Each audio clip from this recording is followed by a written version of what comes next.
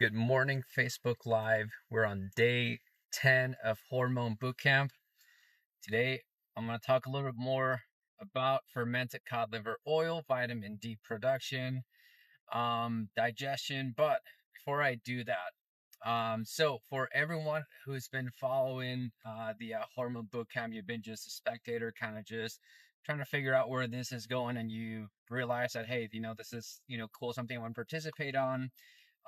If you want to watch the replay, you can now go to the bootcamp registration page and register for this bootcamp. And basically, what you're going to get is the replay of the videos via email, so you can start to participate from the very beginning, and you can see how everything that I'm teaching you here is going to build up on top of, every lesson builds up on top of each lesson.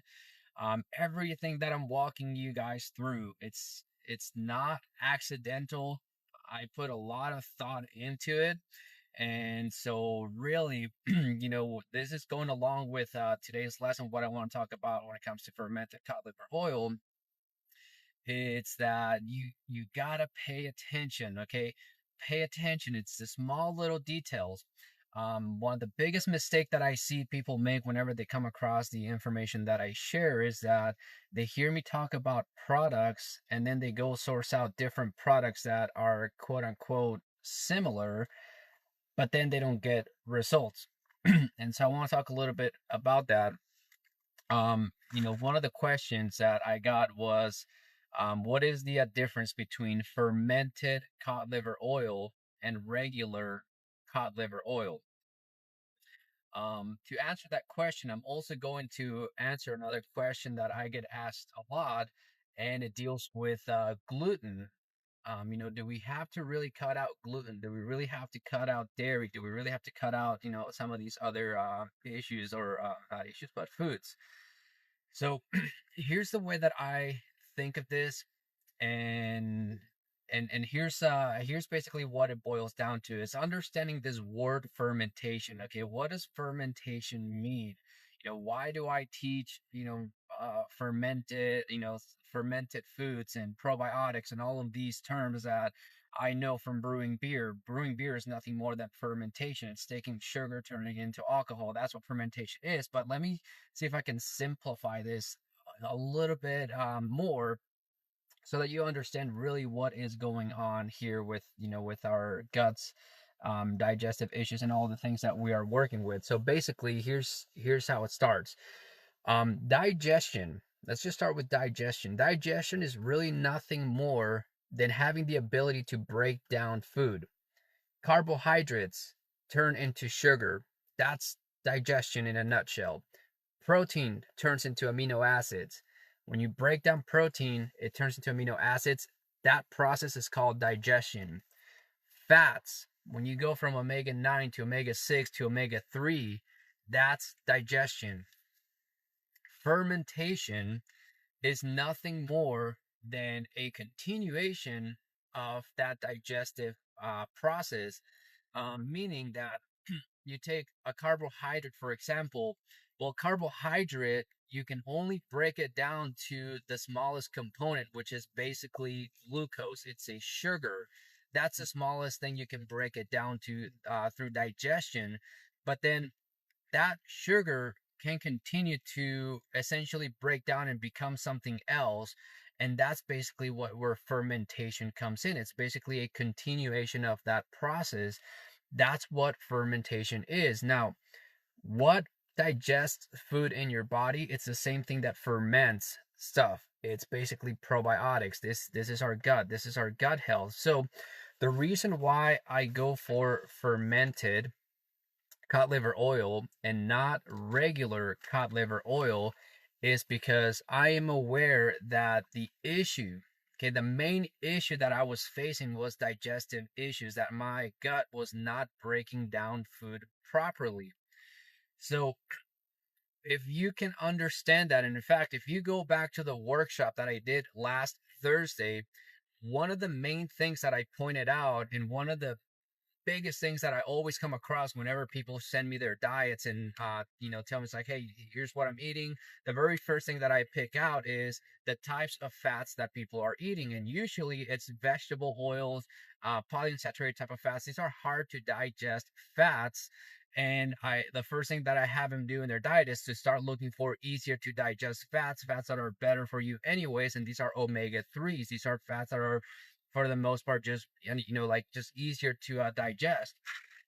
So the same thing goes with fermented cod liver oil. If you just take regular cod liver oil, it has the nutrients per se. It has like the raw materials to, for the body to turn that into vitamin D. But if you don't have the ability to digest it, then it's not doing you any good. And that's basically what happens with gluten. The only people that, if you notice, there's a lot of people that eat gluten and they're just fine, right? They're still alive. They don't have like all these gut issues, and that's because their digestive systems are still good. They can still break down food. Now, should they be eating gluten? I don't think so. I think it's going to catch up to them. So ask them how their health is 10, 20 years from now. It'll be a different story, especially with the way that our food supply is going. But understand that the reason why, when you start to get all these digestive issues and you start to experience all of these health issues due to digestive issues, that's why gluten is one of the first things that you cut out, and that's where people start to see a difference. It's because gluten is such a hard to digest protein. Cod liver oil, if you don't have the ability to digest fats, then taking regular cod liver oil, you're not going to get the actual nutrients that you need. Fermented cod liver oil, think of it as already digested and essentially already turned into vitamins. So basically, if you were to have a good digestive system, you could take regular cod liver oil and your gut will have the probiotics to actually break down those fats and turn the nutrients inside the cod liver oil into vitamins A and D. But because we have digestive issues, then we have to start out with fermented cod liver oil. And so this brings back to, how bad is your digestive system? I mean, if you're taking cod liver oil and you're getting, you're kind of like burping it up, that's basically because that's how bad your digestive system is.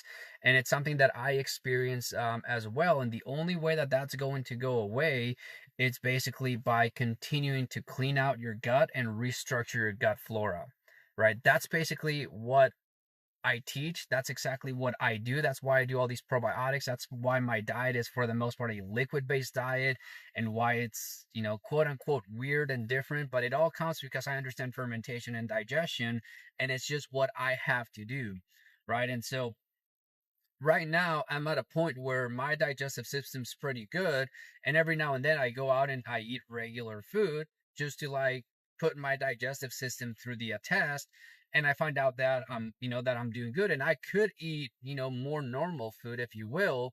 But now that I understand what's going on, now that I understand what happens to my gut, that's why I stick to this diet, I guess, where I'm just looking to see how much more can I improve my health. Because you're going to find out, especially once we start getting into the probiotics section, you guys will start to experience an improvement in digestion. You guys will start to experience that, especially if you guys start to change out your diets.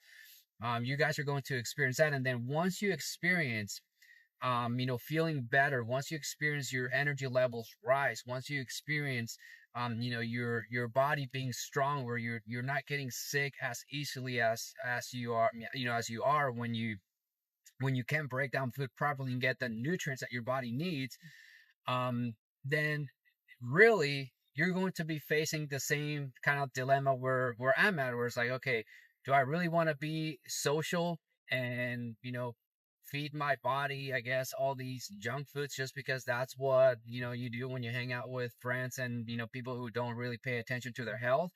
Or do I care enough about my health and myself that I'm going to basically make health a priority and just eat good, eat clean, right? And that's basically where I'm at. That's why lately I'm not really hanging out with many friends or doing many social activities.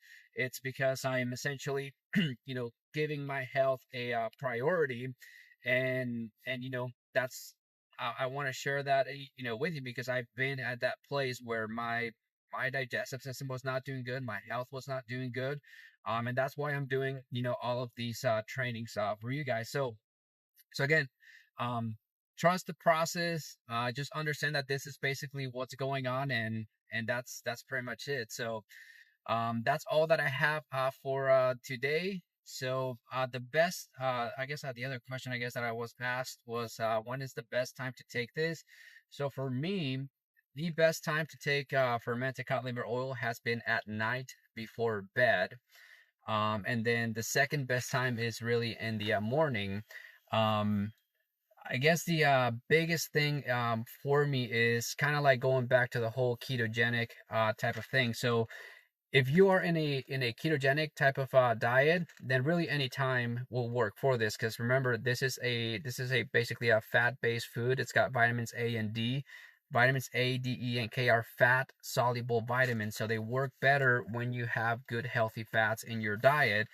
And so the other thing that will help you digest, foods like this is basically to make sure that the other foods that you are eating, for breakfast, lunch, or dinner are, going back to the healthy fats, omega-3s, coconut oil, avocado, hemp seed oil. Hemp seeds are actually have a lot of like really good omega-3 type of oils. Those are the foods that you're gonna want to source out. And if you're still eating, bad fats will be polyunsaturated fats, like any kind of like vegetable oil, corn oil, safflower oil. This is basically the stuff that you find in most packaged foods, everything that's in the aisles. I mean, once you start to learn and understand this, you're going to start walking through a grocery store and you're going to look around and kind of be like me, where you're like, wow, 90% of the food here is just junk. Like it's that bad. But that's what we get when we go for convenience. And that's the hard thing about this, is that when you start to learn to eat healthier, convenience starts to go away. You have to take time to prepare food, to source out food. And then people are like, well, I don't have time, I have to go to work. Well, the only reason why you're going to work is to basically pay for food. And if you learn to grow your own food, which, I mean, I don't know if we want to go that route quite yet. But that's, well, I'm going to leave that as a whole separate issue. But that's basically where we're at. That people are not paying attention to their diets because they're so busy wrapped up in normal life. And I'm telling you, if you're not taking care of your health, I don't care how much money you make, I don't care how successful you are, life is just going to suck. That's where I was at. I was very happy running a business and doing all of these things. And then once my health caught up with me, I realized that everything that I had done up to that point, that all the money that I had made was totally worthless. And ever since, I realized that health is true wealth. Health is wealth. Wealth is health. And so that's why health is a priority for me now. And that's basically what I'm paying attention to the most now. So hopefully you guys learn from my mistakes and my experiences.